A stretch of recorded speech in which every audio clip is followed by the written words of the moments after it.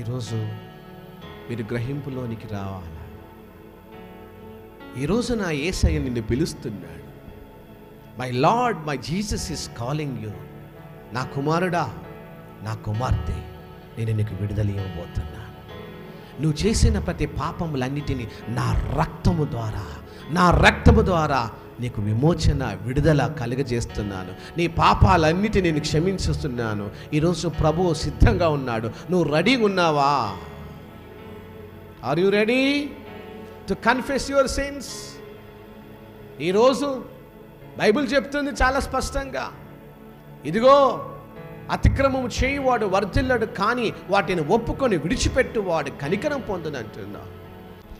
ఆయన నీ పాపాలను క్షమించడానికి సిద్ధంగా ఉన్నాడు, కానీ నీవు పాపములను విడిచిపెట్టడానికి నువ్వు సిద్ధంగా ఉన్నావా ఈరోజు?